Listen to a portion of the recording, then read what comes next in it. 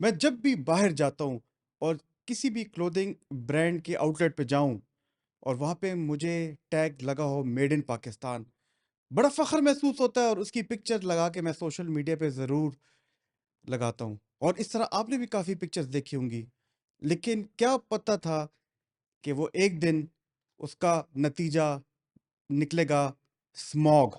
जी हाँ, स्मॉग और इंडस्ट्रियलाइज़ेशन का इतना गहरा ताल्लुक है, इसकी समझ हमसे पहले शायद वेस्टर्न वर्ल्ड और गोरों को आ गई थी। आज मेरे पास एक मरीज आया, लाहौर के करीब रहता था और पठान भाई था मेरा।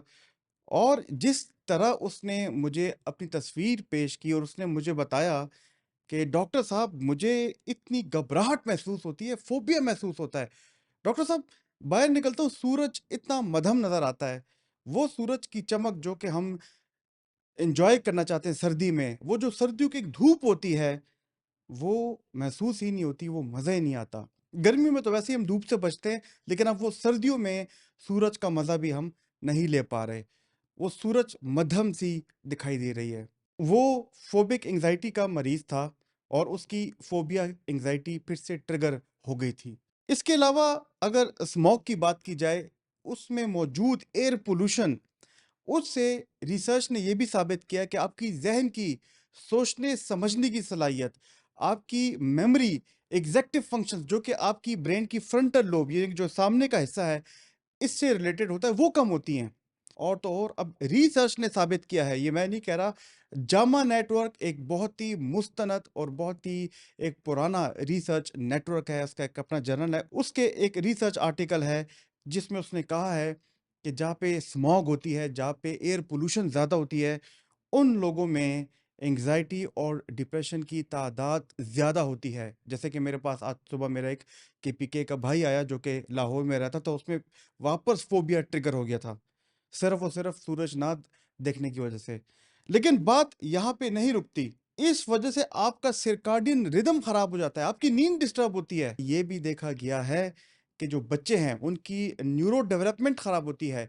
न्यूरो डेवलपमेंट वो चीज़ जिसमें आपके बच्चे जब बड़े होते हैं तो उनका ब्रेन, उनका दिमाग भी बड़ा हो रहा होता है और वो चीज़ें सीख रहे होते हैं, ज़ुबानें सीख रहे होते हैं, अपने सबक सीख रहे होते हैं, कुरान की सूरतें सीख रहे होते हैं, लोगों के नाम सीख रहे होते हैं। वो न्यूरो डेवलपमेंट उनकी ख़राब हो रही होती है। अच्छा, और तो और हमारे जो दोस्त हैं, स्मोक को जब हम सोचते हैं तो हम कहते हैं कि सिर्फ सांस की बीमारियां होती हैं, क्योंकि एयर पोल्यूटेंट्स जो हैं, जो सांस की जितनी चीज़ें हैं वो सांस में आ जाती हैं, एयर पोल्यूटेंट्स, और आपके फेफड़ों को ख़राब करती हैं। लेकिन क्या आपने सोचा है कि यही जो एयर पोल्यूटेंट्स है, पार्टिकल्स हैं, ज़रात हैं, अगर वो दिमाग में है तो क्या करते हैं, उसी किस्म का एक इन्फ्लेमेटरी रिस्पॉन्स, यानी कि एक सूजिश आपके दिमाग में भी क्रिएट करती हैं। और मुस्तकबिल में, रिसर्च के मुताबिक, मैं नहीं कह रहा, रिसर्च के मुताबिक ये मुस्तकबिल में आपको फॉलेज की बीमारियों के करीब ले जाती हैं।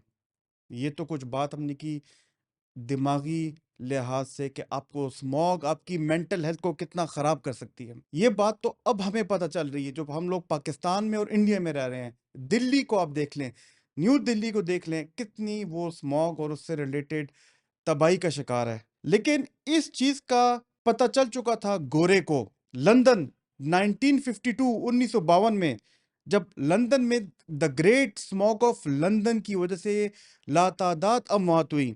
तकरीबन 4000 लोग उसमें उनकी मौत वाक़या हुई।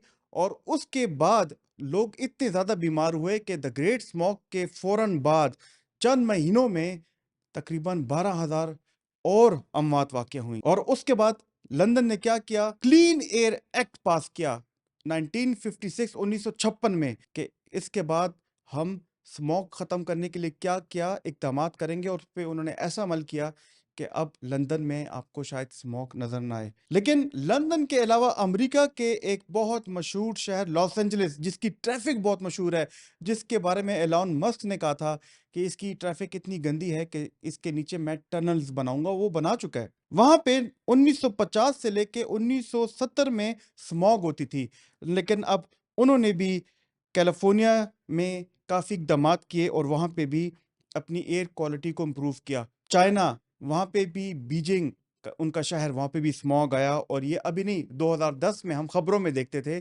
कि बीजिंग जो है वो एयर पोल्यूशन में डूब चुका है, और हम उन पे हंसते थे कि आखिर बीजिंग कर क्या रहा है कि वहाँ पे इतनी काली धुंध होती है। और बीजिंग में मुझे अभी भी याद है कि मैं जब खबरें देख रहा था बीबीसी, तो एक टर्म होती है एपोकलिप्स, उसको तबाही कहते हैं। वहाँ पे एयर पोकोलिप्स के नाम से बीबीसी ने अपनी हेडलाइन लगाई थी।